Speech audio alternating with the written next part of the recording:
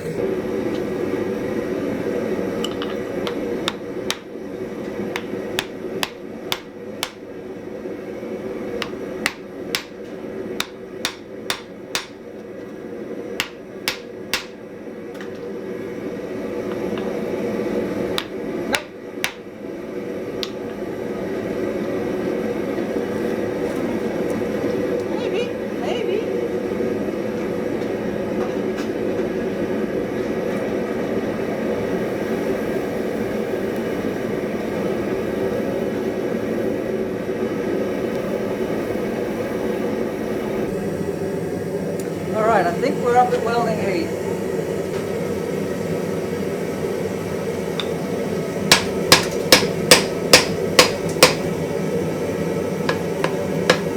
Let's not hit too hard. Ow.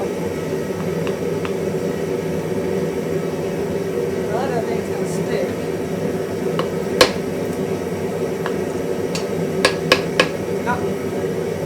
ain't held tightly enough.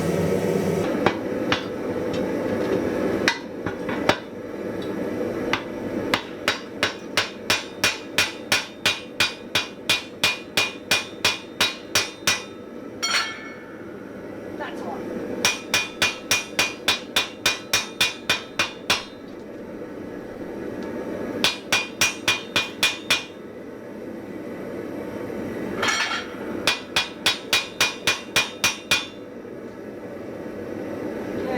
That's all I can do for this heat.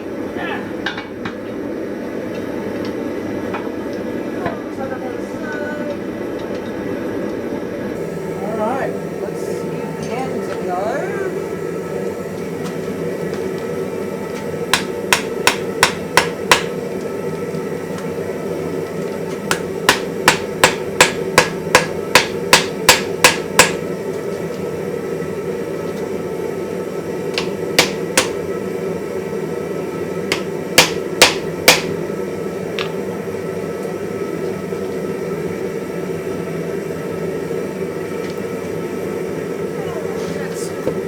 Flux on this. Oh, that's hot.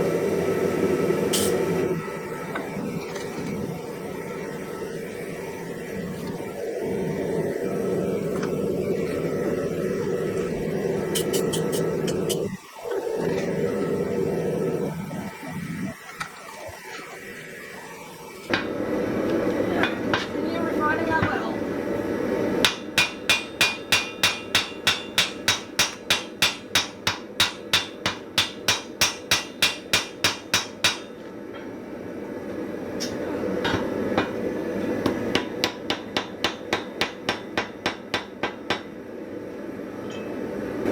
Okay, I think we're at a point where we can start hitting a little bit harder. So we have almost three solid consolidating welding heats coming up to a uniform temperature quite nicely.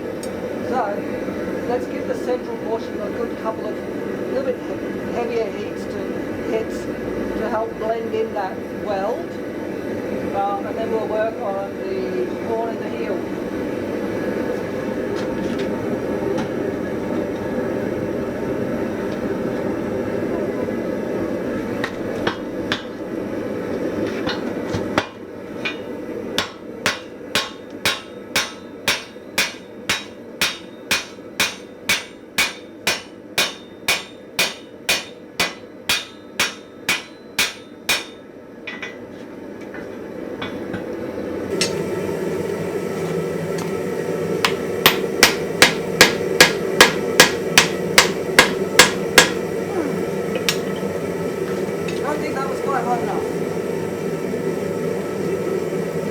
Did get us some good contact happening.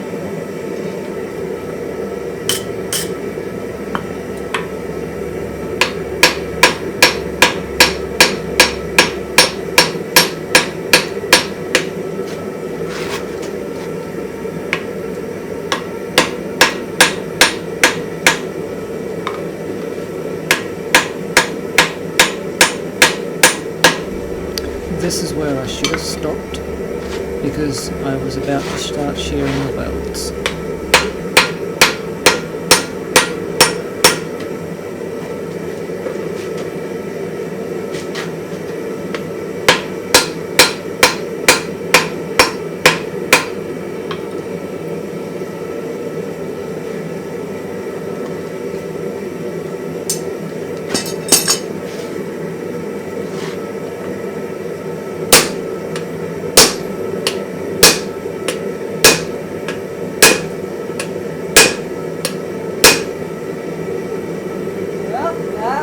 Too far.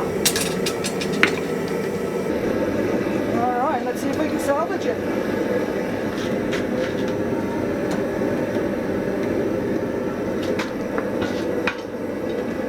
What's we got green?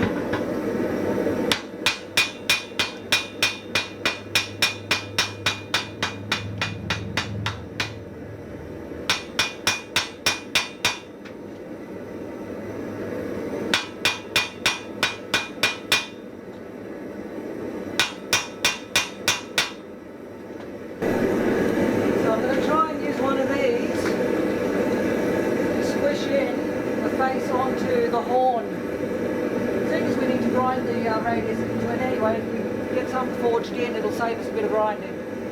And it should squish up the edge piece that we're worried about. So, let's give that a go.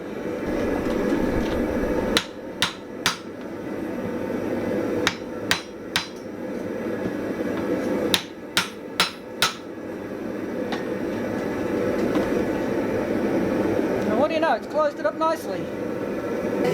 That welding heat for just a little bit of it.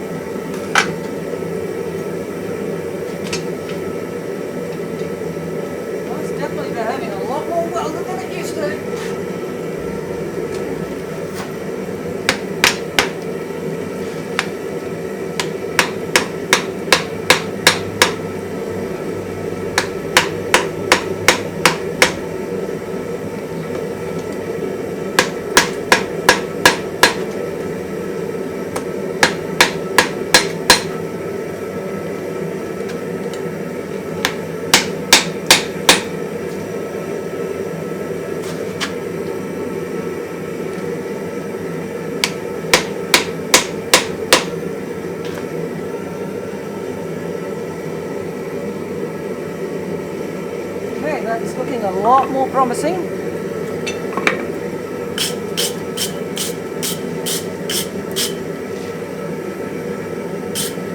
Except for right there. Now, I don't have a particularly good feeling about this. I have a suspicion that we haven't welded it, or the weld has failed at some point in the last 2 heats, because I'm just seeing a lot of temperature gradients that I shouldn't be seeing. But we can keep repeating the same thing and not achieving much, or we can try and heat treat it. If it falls apart, we've learnt something and we move on.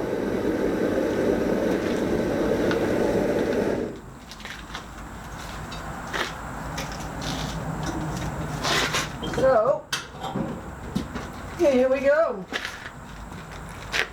Actually, might just grab it in a slightly more secure way.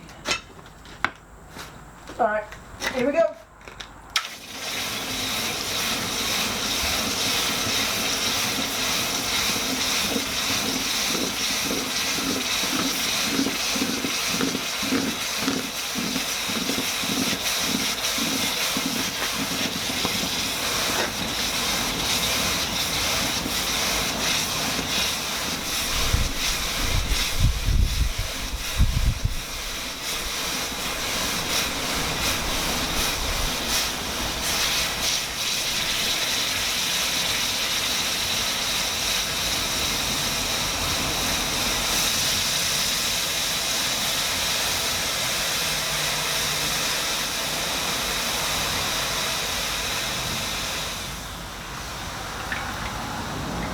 Attached, barely, and I can see light all the way through. That didn't take at all.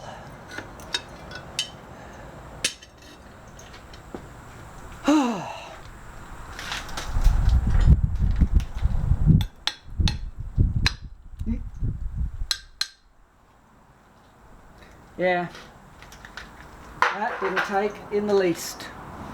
Okay, it's post-mortem time. So, the weld didn't take, and quite frankly,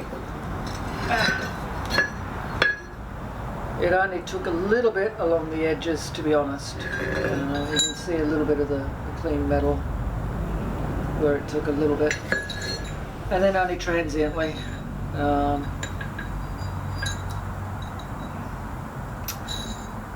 So, where to next? Well, I think I'm going to put this one aside as a learning experience. And what I will do next time, because I will do this again, I'm going to probably chop up another wagon rim in the very near future and start again, is when I've got the body forged out to shape, but before I weld on the post, I'll weld on the face. I think that will be a lot more manageable, and I'll get a lot more even heating and probably a lot better control over the process. Once that's done, then I can weld on the post and we can complete the project. So that's where I'm going to leave off. I'm sorry that it hasn't resulted in a finished anvil. Very disappointed, but I'll take from it what I can as a learning point, and we'll move on. So if you've enjoyed the video, hit the thumbs up. Feel free to share on social media, and if you haven't already subscribed, I'd love it if you hit that subscribe button. When you do, don't forget to ring the notification bell. So get out to your shop, push your limits, be prepared to fail, but do learn from that failure so you can do better next time. But above all, stay safe, and I'll catch you in the next time.